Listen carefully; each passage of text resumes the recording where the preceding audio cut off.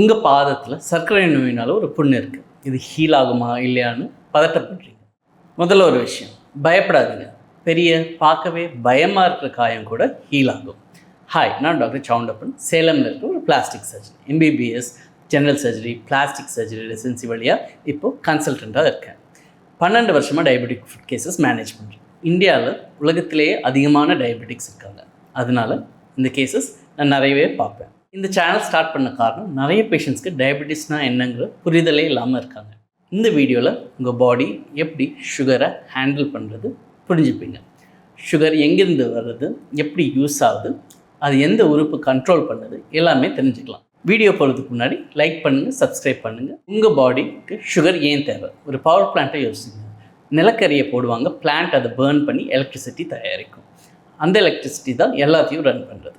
உங்கள் பாடியும் அதே மாதிரி தான். நீங்கள் சாப்பிட்ற சுகர் ஏடிபி அப்படிங்கிற ஒரு கெமிக்கலாக கன்வெர்ட் ஆகும். அதுதான் உங்கள் பாடியோடைய எனர்ஜி கரன்சி. நடக்கிறது, யோசிக்கிறது, காயங்கள் குணமாகிறதுக்கு கூட இந்த ஏடிபி தேவை. நான் சுகர் சாப்பிடவே மாட்டேன் டாக்டர், இது நிறைய பேஷண்ட்ஸ் சொல்லுவாங்க.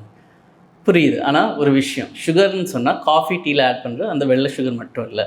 உங்கள் டயட்டில் 4 மெயின் காம்பனன்ட்ஸ் இருக்குது. Carbohydrates, proteins, fat and fibre. Carbohydrates மாவுச்சத்துன்னு சொல்கிறது தான். இது பேசிக்கலி சுகர் மாலிகுல்ஸ் ஒன்றா சேர்ந்துருக்கிறதுக்கு பேர் தான் கார்போஹைட்ரேட்ஸ். ரைஸ், சப்பாத்தி எது சாப்பிட்டாலும் உங்கள் பாடி அதை உடச்சி சுகராக அப்சார்ப் பண்ணிடும்.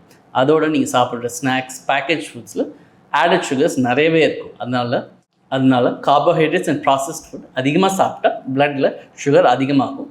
சிம்பிள், அவ்வளோ. சரி, இந்த பிளட் சுகரை நம்ம பாடி எப்படி தான் கண்ட்ரோல் பண்ணுறது? சாப்பிட்ட பிறகு மாவுச்சத்து கார்போஹைட்ரேட்ஸை நம்ம குடல் ஜீரணித்து சுகராக மாற்றிடும். அங்கே இருக்க செல்ஸ் அதை அப்சார்ப் பண்ணி பிளட்டில் ரிலீஸ் பண்ணும். பிளட் வெசல்ஸை உங்கள் பாடியோட ரோடு நெட்வொர்க்குன்னு நினச்சிக்கோங்க. சுகர் அந்த ரோட்ஸில் டிசால்வ் ஆகி எல்லா உறுப்புகளுக்கும் ட்ராவல் பண்ணும். சாப்பிட்ட பிறகு பிளட் சுகர் ரைஸ் ஆகும்போது கணையம் ஒரு பேங்க்ரியாஸ் அப்படிங்கிற ஒரு ஆர்கன் இருக்குது. இது நம்ம குடலுக்கு பின்னாடி இருக்கிற ஒரு உறுப்பு.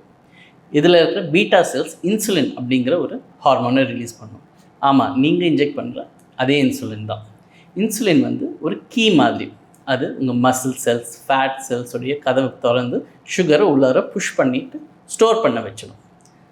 நம்ம சாப்பிடாத நேரத்தில் பிளட் சுகர் குறையும் போது அதே கணையம் குளுக்கோகான் அப்படிங்கிற ஒரு ஹார்மோனை ரிலீஸ் பண்ணும். இந்த குளுக்கோகான் ஏற்கனவே ஸ்டோர் ஆன குளுக்கோஸை வெளியே தள்ளும் பிளட்டில். ஸோ தட் மற்ற ஆர்கன்ஸ் லைக் பிரெயின் அதெல்லாம் அந்த சுகரை எடுத்துக்கலாம். இந்த 2 ஹார்மோன்ஸ் மட்டும் இல்லாமல் இன்க்ரிட்டன், அமைலின், கார்டிசால், எபினெஃப்ரின் மாதிரி நிறைய ஹார்மோன்ஸ் இருக்குது. ஆனால் அதெல்லாம் மற்ற வீடியோஸில் பார்த்துக்கலாம். இப்போ பேசிக்ஸ் புரிஞ்சிருக்குன்னு நினைக்கிறேன். பிளட் சுகர் 3 விஷயத்தை பொறுத்து இருக்குது. நீங்கள் என்ன சாப்பிட்றீங்க, உங்கள் பாடி எவ்வளோ சரியாக இன்சுலின் ப்ரொடியூஸ் பண்ணுறது, அண்ட் உங்கள் பாடி அந்த இன்சுலினுக்கு எப்படி ரெஸ்பாண்ட் பண்ணுறதுன்னு. இந்த சிஸ்டம் பிரேக் ஆகும்போது தான் ப்ராப்ளம் ஆரம்பிக்கும். அடுத்த வீடியோவில் டீட்டெயிலாக எப்படி டயபெட்டிஸ் உருவாகுதுன்னு பார்க்கலாம். சப்ஸ்கிரைப் பண்ணுங்கள், மிஸ் ஆகாமல் பாருங்கள். யூஸ்ஃபுல்லாக இருந்தால் லைக் பண்ணுங்கள்.